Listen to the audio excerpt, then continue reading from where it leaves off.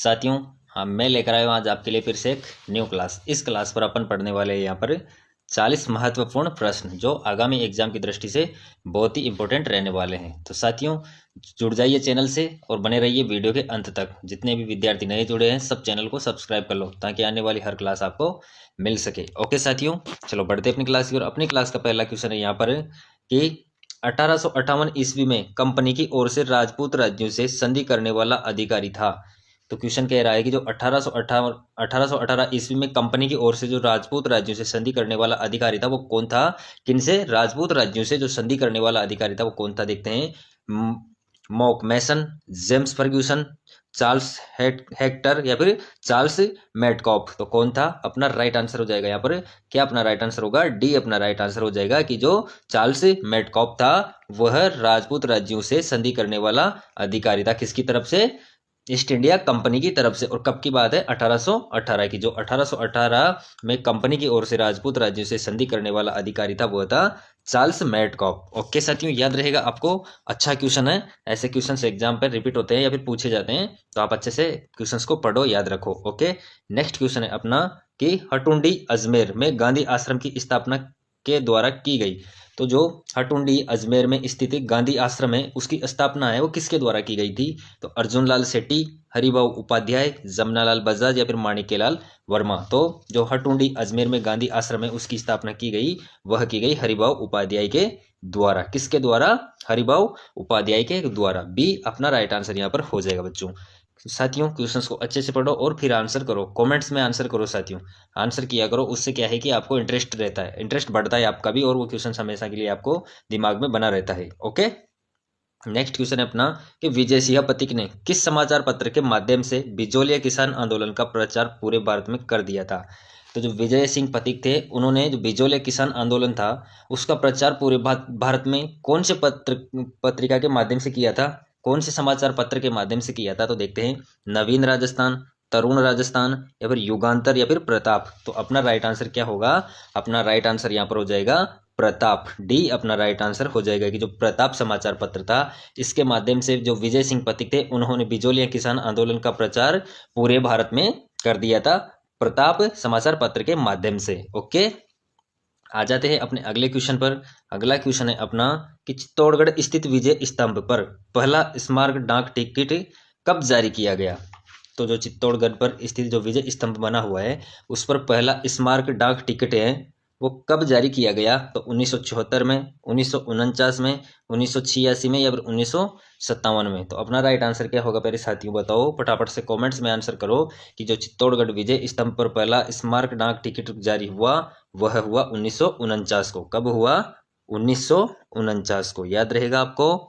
चलो आ जाते हैं अपने नेक्स्ट क्वेश्चन पर। अपना नेक्स्ट क्वेश्चन है बच्चों कि अकबर द्वारा निर्मित शुक्र तालाब किस किले में स्थित है? तो किसके द्वारा निर्मित है? अकबर द्वारा निर्मित जो शुक्र तालाब है वो कौन से किले पर स्थित है? तो शेरगढ़, नागौर, गागरोन या फिर सिवाना। तो अपना राइट आंसर क्या हो जाएगा? अपना राइट आंसर हो जाएगा कि जो अकबर द्वारा निर्मित शुक्र तालाब है वह नागौर किले में स्थित है। कौन से किले में स्थित है? नागौर किले में। ओके, चलो नेक्स्ट क्वेश्चन है अपना कि लोदरवा प्रसिद्ध हैं। तो जो लोदरवा स्थान है वो किस लिए प्रसिद्ध है? तो जैनियों के लिए, सिखों के लिए, जाटों के लिए या फिर गुजरों के लिए। तो जो लोदरवा प्रसिद्ध है वो किसके लिए प्रसिद्ध है? तो वह है जैनियों के लिए, कि जो लोदरवा स्थान प्रसिद्ध है वो है जैनियों से जुड़ा हुआ स्थान है। नेक्स्ट क्वेश्चन है अपना कि शिक्षा संत के रूप में प्रसिद्ध स्वामी केशवानंद का जन्म कहाँ हुआ? जो शिक्षा संत के रूप में प्रसिद्ध केशवानंद है उनका जन्म स्थान है वो कहाँ है? तो कहाँ पर उनका जन्म हुआ? तो बाणासुर गांव, मंगलूना गांव, हरनावा गांव या फिर रामपुरा बेदी। तो अपना राइट आंसर क्या होगा कि जो शिक्षा संत के रूप में प्रसिद्ध स्वामी केशवानंद जी थे उनका जन्म हुआ मंगलूना गांव में। बी अपना राइट आंसर यहाँ पर हो जाएगा। ओके साथियों, नेक्स्ट क्वेश्चन अपना कि भारतीय लोक कला मंडल संस्थान कहाँ स्थित है? कौन सा? भारतीय लोक कला मंडल संस्थान, यह कहाँ पर स्थित है? तो उदयपुर, जोधपुर, टोंक या फिर जयपुर। तो अपना राइट आंसर क्या होगा बच्चों यहाँ पर कि जो भारतीय लोक कला मंडल संस्थान स्थित है वह स्थित है उदयपुर में। तो ए अपना राइट आंसर यहाँ पर हो जाएगा कि जो भारतीय लोक कला मंडल संस्थान स्थित है वो आपका उदयपुर में स्थित है। नेक्स्ट क्वेश्चन है अपना कि कार्तिक महीने में चंद्रभागा पशु मेला राजस्थान में किस स्थान पर आयोजित होता है। कि जो कार्तिक महीने में आयोजित होने वाला चंद्रभागा मेला है, कौन सा चंद्रभागा जो मेला पशु मेला है वो राजस्थान के किस स्थान पर आयोजित होता है। तो बताओ साथियों किस स्थान पर आयोजित होता है, आंसर करो फटाफट से, कमेंट्स में आंसर किया करो। तो झालावाड़, झालरापाटन, केशवरायपाटन या फिर सीताबाड़ी। तो अपना राइट आंसर क्या होगा कि जो चंद्रभागा पशु मेला लगता है वह लगता है झालरापाटन में। कहाँ पर लगता है, झालरापाटन में, याद रहेगा। और कब लगता है यह मेला, कार्तिक महीने में। ओके, नेक्स्ट क्वेश्चन है अपना वो है कि सांप्रदायिक सौहार्द के प्रतीक काजी हमीमुद्दीन नागौरी किस सूफी सिलसिले के थे। तो जो सांप्रदायिक सौहार्द के प्रतीक थे कौन, काजी हमीमुद्दीन नागौरी, वो किस सूफी सिलसिले के थे। तो चिश्ती, कादिरी, मगरिबी या फिर सुहरावर्दी। तो अपना राइट आंसर क्या होगा, सुहरावर्दी, डी अपना राइट आंसर हो जाएगा। ओके, चलो नेक्स्ट क्वेश्चन पर आ जाते हैं अपन। नेक्स्ट क्वेश्चन है अपनी क्लास का कि मलिक शाह की मस्जिद कहाँ स्थित है। तो मलिक शाह की मस्जिद है वो कहाँ पर स्थित है साथियों, झालावाड़, बारां, जालोर या फिर राजसमंद। तो जो मलिक शाह की मस्जिद स्थित है वो है जालोर। जो मलिक शाह की मस्जिद स्थित है वो है जालोर, आपके जालोर में स्थित है मलिक शाह की मस्जिद, याद रहेगा आपको। नेक्स्ट क्वेश्चन है अपना कि भारत की प्रथम जैतून रिफाइनरी राजस्थान में स्थापित की गई। तो भारत की, पूरे भारतवर्ष की प्रथम रिफाइनरी किस पर आधारित है, जो जैतून रिफाइनरी है पूरे भारतवर्ष में वह राजस्थान में किस स्थान पर स्थापित की गई है। तो पंचभद्रा में, लूणकरणसर में या फिर अमर सागर में या फिर सूरतगढ़ में। तो अपना राइट आंसर क्या होगा बच्चों, अपना राइट आंसर यहाँ पर हो जाएगा वो होगा बी, लूणकरणसर में। कि जो भारत की प्रथम जैतून रिफाइनरी आज राजस्थान में स्थापित की गई थी वह थी लूणकरणसर में। ओके, याद रहेगा। नेक्स्ट क्वेश्चन की ओर चलते हैं अपन। नेक्स्ट क्वेश्चन है अपनी क्लास का यहाँ पर पहले साथियों कि ईसरदा बांध परियोजना किन जिलों में निर्मित किया गया है। तो ईसरदा बांध परियोजना है वो किन जिलों में निर्मित किया गया है, बताओ साथियों, आंसर करो फटाफट से। तो टोंक, सवाई माधोपुर, कोटा और बारां, झालावाड़ और बारां, डूंगरपुर और बांसवाड़ा। तो अपना राइट आंसर क्या होगा कि जो ईसरदा बांध परियोजना है वह निर्मित की गई है टोंक और सवाई माधोपुर में। ए अपना राइट आंसर यहाँ पर हो जाएगा। ए अपना राइट आंसर होगा कि जो टोंक और सवाई माधोपुर में जो ईसरदा बांध परियोजना है उसका निर्माण किया गया है। ओके, नेक्स्ट क्वेश्चन है अपना कि निम्नलिखित में से कौन सा सही सुमेलित नहीं है स्थलाकृति अवस्थित के अनुसार, कि इनमें से सुमेलित कौन सा नहीं है। तो उड़िया का पठार माउंट आबू, भाकर पूर्वी सिरोही, लसाड़िया पठार राजसमंद, बोराट पठार कोमलगढ़ से गोगुंदा के मध्य। तो कौन सा है जो असुमेलित है, तो सी अपना राइट आंसर हो जाएगा कि जो लसाड़िया का पठार है वो राजसमंद में नहीं है। ओके साथियों, याद रहेगा आपको अच्छे से। चलो आ जाते हैं अपने अगले क्वेश्चन पर। अगला क्वेश्चन कह रहा है यहाँ पर कि राजस्थान के निम्नलिखित में से किन जिलों में इंसेप्टिसोल्स मृदा पाई जाती है। तो जो इंसेप्टिसोल्स मृदा पाई जाती है वो कौन से जिलों में पाई जाती हैं। तो अपना राइट आंसर क्या होगा साथियों, अपना राइट आंसर यहाँ पर हो जाएगा बी। जो इंसेप्टिसोल्स नाम टाइप की जो मृदा पाई जाती है वो राजस्थान के कौन कौन से जिलों में पाई जाती है। तो वह पाई जाती है पाली, भीलवाड़ा और सिरोही। ये तीनों जिले हैं यहाँ पर इंसेप्टिसोल्स टाइप की मृदा पाई जाती है राजस्थान के अंदर। किस टाइप की, इंसेप्टिसोल्स टाइप की। ओके, याद रहेगा साथियों। आ जाते हैं अपने नेक्स्ट क्वेश्चन पर। नेक्स्ट क्वेश्चन है यहाँ पर अपना कि जोधपुर का महामंदिर उपासना स्थल है। तो किसका उपासना स्थल है, जोधपुर का जो महामंदिर है वो किसका उपासना स्थल है। तो बताओ, विष्णोई संप्रदाय का, दादू संप्रदाय का, फिर राम स्नेही संप्रदाय का, फिर नाथ संप्रदाय का। तो इनमें से किस संप्रदाय का उपासना स्थल है जोधपुर का महान मंदिर। तो अपना राइट आंसर हो जाएगा डी, नाथ संप्रदाय का। कि जो जोधपुर का महामंदिर है वो नाथ संप्रदाय का उपासना स्थल है। ओके, नेक्स्ट क्वेश्चन है कि बडार क्या है। तो जो बडार हैं वह क्या है एक प्रकार से। तो बडार देखते हैं, विवाह पर आयोजित भोज, राजस्थान की एक जनजाति, अंत्येष्टि की एक क्रिया या फिर राजस्थान की एक झील। तो बडार है साथियों आपके विवाह पर आयोजित एक भोज, यानी कि जो विवाह के समय वर या वधु पक्ष का जो यानी कि जो विवाह के समय जो आपको भोज करवाया जाता है उसे, उस भोज के आयोजन को क्या कहा जाता है, बडार कहा जाता है। ओके, याद रहेगा आपको। नेक्स्ट क्वेश्चन है अपना कि निम्न में से कौन सा युग्म सुमेलित नहीं है। तो बताओ साथियों कि इनमें से निम्न में से कौन सा युग्म है जो सुमेलित नहीं है। तो हमीर महाकाव्य नयन चंद्र सूरी, या फिर वंश भास्कर सूर्यमल मिश्रण, या फिर कुवलयमाला उद्योतन सूरी, या फिर पृथ्वीराज विजय चंद्रबरदाई। तो निम्न में से कौन सा सुमेलित नहीं है, तो वो नहीं है डी, पृथ्वीराज विजय चंद्र बरदाई। तो डी अपना राइट आंसर यहाँ पर हो जाएगा कि यह असुमेलित लग रहा है, सुमेलित नहीं है। क्योंकि हम्मीर महाकाव्य किसकी रचना है, नयन चंद्र सूरी की है, बिल्कुल है। वंश भास्कर सूर्यमल मिश्रण की है, बिल्कुल है। और कुवलयमाला उद्योतन सूरी, बिल्कुल कुवलयमाला वह उद्योतन सूरी ने लिखी थी, परंतु जो पृथ्वीराज विजय वो चंद्र बरदाई ने नहीं लिखी थी। तो यह असुमेलित हो जाएगा। तो डी अपना राइट आंसर यहाँ पर हो गया। ओके साथियों, नेक्स्ट क्वेश्चन की ओर बढ़ते हैं। अपना नेक्स्ट क्वेश्चन है कि निम्नलिखित में से कौन सा सुमेलित नहीं है, किसके आधार पर, राजनीतिक कार्यकर्ता संबंधित देशी राज्य। तो कौन सा है जो सुमेलित नहीं है, तो देखते हैं।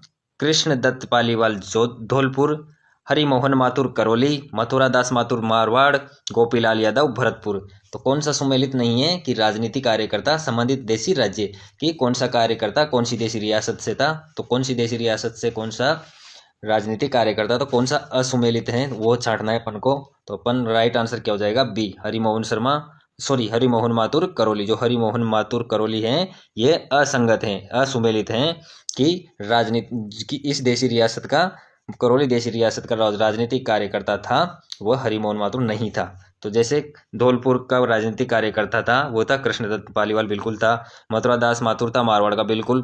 गोपीलाल यादव था भरतपुर का, बिल्कुल। परंतु हरिमोहन माथुर करौली का नहीं था। तो इस क्वेश्चन के अनुसार अपना राइट आंसर हो जाएगा, वो हो जाएगा बी।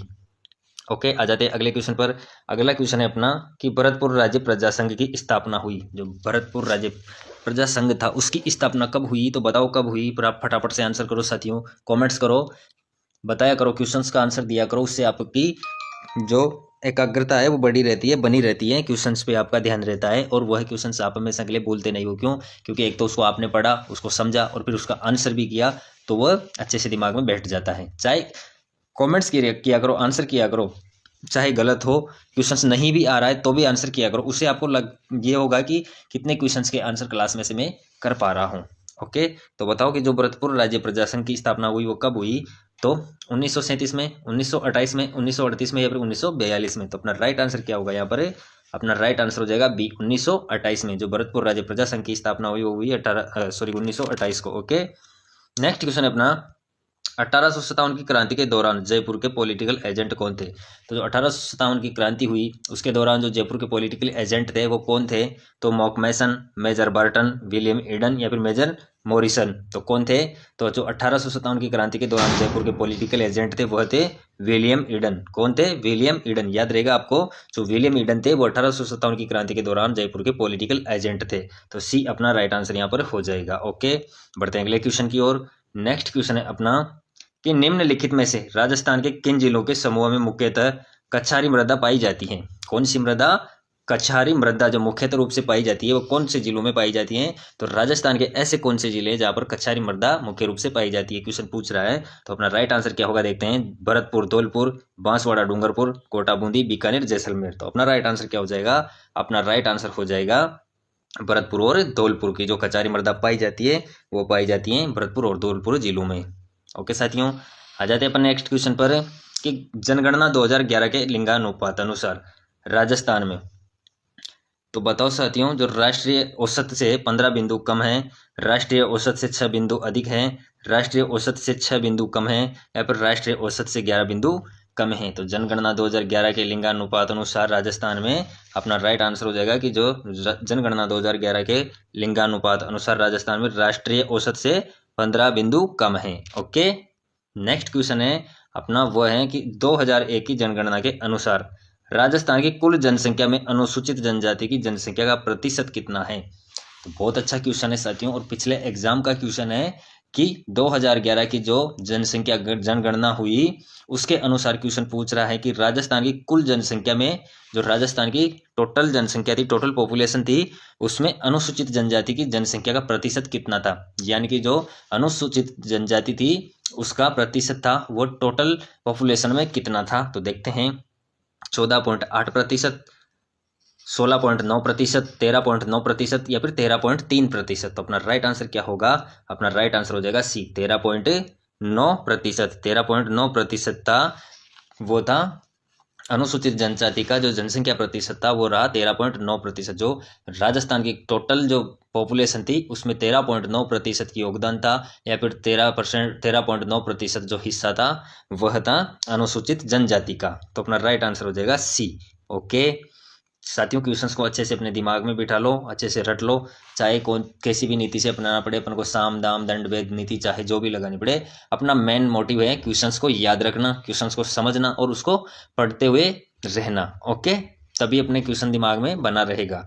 एग्जाम हॉल पे तभी क्वेश्चन देखते ही आंसर आपको तभी आ पाएंगे जब आप अपने आप को इतना प्रगाढ़ बना दोगे, इतना तपा लोगे, इतना अपने आप को शार्प कर लोगे, इतना अपने आप को समय दे चुके होगे। ओके, तभी सफलता की ओर अग्रसर हो पाओगे, अच्छे से एग्जाम कर पाओगे साथियों। तो लग जाओ तैयारी में, तैयारी बहुत अच्छे से करो और बहुत तरीके से करो, बहुत लगन के साथ करो, ताकि आप में खुद में इंटरेस्ट बने कि हाँ मुझे पढ़ना है। अपने आप से कॉम्पीट रखो, अपने आप को खुद को झोंको, तभी सफलता मिलेगी साथियों। ओके, चलो आ जाते हैं अपने क्वेश्चन पर। अपना क्वेश्चन है कि निम्नलिखित में से किस षड्यंत्र केस में प्रताप सिंह बारठ को कारावास दिया गया था। तो प्रताप सिंह बारठ थे, उनको कारावास दिया गया था, वो किस षड्यंत्र के तहत दिया गया था। तो देखते हैं अलीपुर षड्यंत्र मुकदमा, लाहौर षड्यंत्र मुकदमा, उदयपुर षड्यंत्र मुकदमा, या फिर बनारस षड्यंत्र मुकदमा। तो कौन से मुकदमे के तहत प्रताप सिंह बारठ को कारावास दिया गया था। तो वह दिया गया था बनारस षड्यंत्र मुकदमा के तहत, कि जो बनारस षड्यंत्र मुकदमा था उसके तहत प्रताप सिंह बारठ को कारावास की सजा दी गई थी। ओके साथियों, आते हैं अपने नेक्स्ट क्वेश्चन पर। नेक्स्ट क्वेश्चन है अपना कि निम्नलिखित में से कौन सा आभूषण मानव अंग सुमेलित नहीं है। तो एक तरफ तो यहाँ पर दिया गया है मानव अंग, एक तरफ तो दिया गया है यहाँ पर आभूषण, दूसरी तरफ दिया गया है अंग। तो कौन सा अंग कौन से आभूषण पर नहीं पहना जाता है। तो 4 ऑप्शन है, उनमें से एक ऑप्शन ऐसा है जो गलत है, तो उसको अपन को पहचानना है। तो सुरलिया कान, तिमणिया गला, रमजोल कलाई, तगड़ी कमर। तो कौन सा आभूषण कौन से अंग में पहना जाता है, तो कौन सा असुमेलित है। तो सी अपना राइट आंसर हो जाएगा, रमजोल कलाई पर नहीं पहना जाता है। बाकी जैसे सुरलिया हो गया कान में पहना जाता है, तमणिया हो गया गले में पहना जाता है, तगड़ी हो गई कमर पे पहनी जाती है। तो असुमेलित पूछा है तो असुमेलित कौन सा हो जाएगा, सी अपना राइट आंसर यहाँ पर हो जाएगा। ओके साथियों, नेक्स्ट क्वेश्चन है श्रीधर अंधारे को किस चित्रशैली को प्रकाश में लाने का श्रेय दिया जाता है। तो जो श्रीधर अंधारे हैं उनको कौन सी चित्रशैली है जिसको प्रकाश में लाने का श्रेय दिया जाता है साथियों। तो देखते हैं किशनगढ़, देवगढ़, शाहपुरा या फिर उनियारा। तो अपना राइट आंसर यहाँ पर हो जाएगा देवगढ़ की जो देवगढ़ चित्रशैली है उसको प्रकाश में लाने का श्रेय दिया जाता है, वो दिया जाता है श्री अंधारे को। ओके, नेक्स्ट क्वेश्चन है अपना यहाँ पर, वह है कि साहिबदीन नामक चित्रकार को मेवाड़ के किस शासन का संरक्षण प्राप्त था। तो साहिबदीन नामक चित्रकार था, उसको मेवाड़ के किस शासक का संरक्षण प्राप्त था साथियों। तो बताओ, महाराणा राज सिंह, महाराणा अमर सिंह, महाराणा जगत सिंह प्रथम, या फिर महाराणा कुंभा। तो अपना राइट आंसर क्या होगा यहाँ पर, कि जो साहिबदीन नामक चित्रकार को मेवाड़ के शासक थे महाराणा जगत सिंह प्रथम, उनका संरक्षण प्राप्त था। साहिबदीन नामक चित्रकार को किसका संरक्षण प्राप्त था, महाराणा जगत सिंह प्रथम को।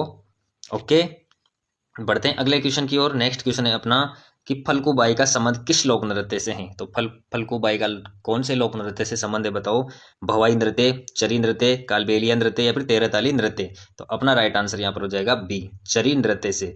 तो जो फल्गुबाई का संबंध है वो नृत्य कौन सा है, फल्गुबाई का चरी नृत्य। चरी नृत्य फल्गुबाई द्वारा किया जाने वाला नृत्य था। नेक्स्ट क्वेश्चन है निम्नलिखित में से कौन सा वाद्य यंत्र बाकी 3 से अलग है। तो 4 ऑप्शन में से 3 वाद्य यंत्र तो ऐसे हैं जो लगभग एक प्रकार से हैं और एक अलग है।